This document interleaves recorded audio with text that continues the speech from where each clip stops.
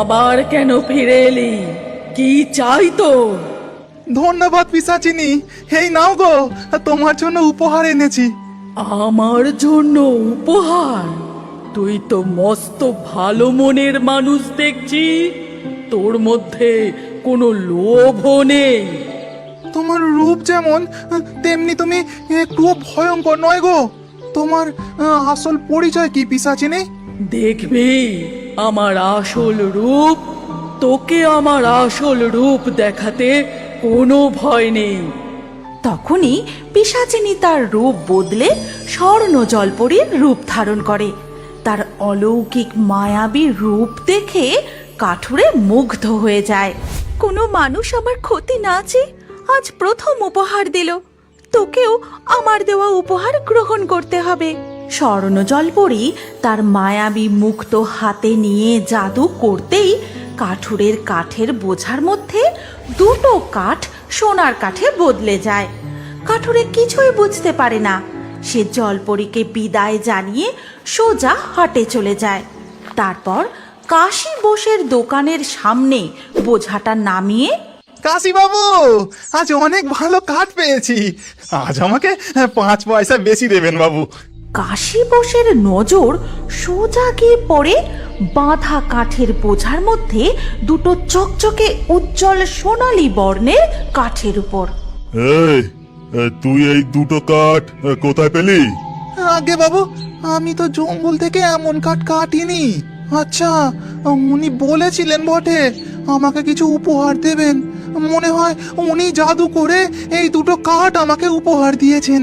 তুই এই দুটো কাঠ আমাকে দিয়ে দে, আমি তোকে এত টাকা দেব, এত টাকা দেব যে তোকে আর কোনোদিনও কাঠ কাটতেই হবে না। ক্ষমা করবেন বাবু, এই উপহার আমি আপনাকে দিতে পারবো নি। আপনি আমাকে বাকি কাঠের পয়সা মিটিয়ে দিন।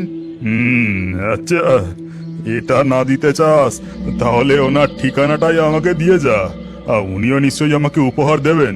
সরল সাদাশীতে কাঠুরে কাশী বোসকে জঙ্গলের মধ্যে ওই স্বর্ণ জলপরীর ব্যাপারের সমস্ত ঘটনা বলে দেয়।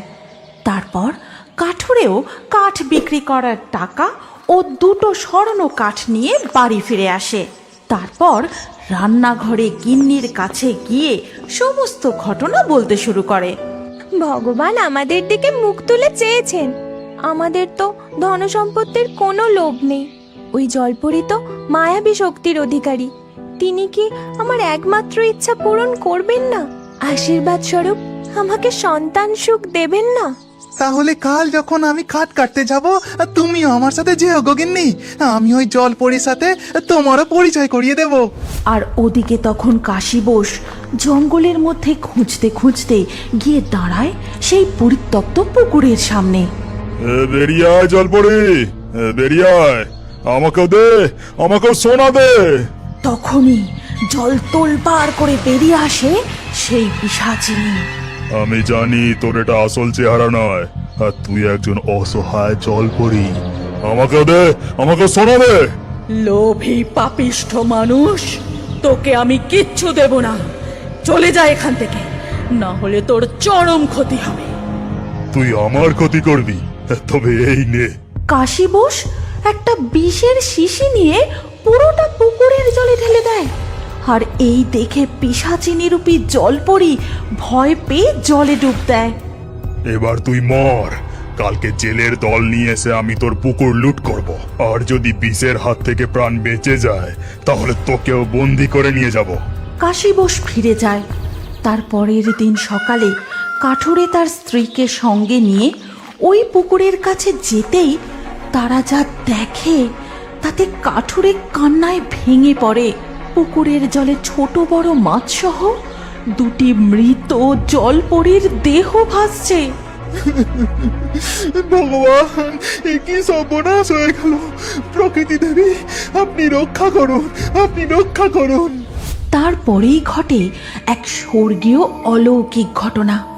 কোথা থেকে যেন এক পঞ্চমুখী সাপ এসে উপস্থিত হয়।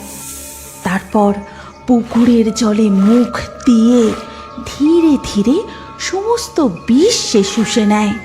এই গল্পের পরবর্তী পর্ব যদি তুমি দেখতে চাও তাহলে কমেন্টে নেক্সট পার্ট অবশ্যই লিখো। আর আমাদের রিও বার্ডস ফেসবুক পেজটি এক্ষুনি ফলো করে নাও। এই গল্পটি ভালো লাগলে লাইক করে শেয়ার করে দাও।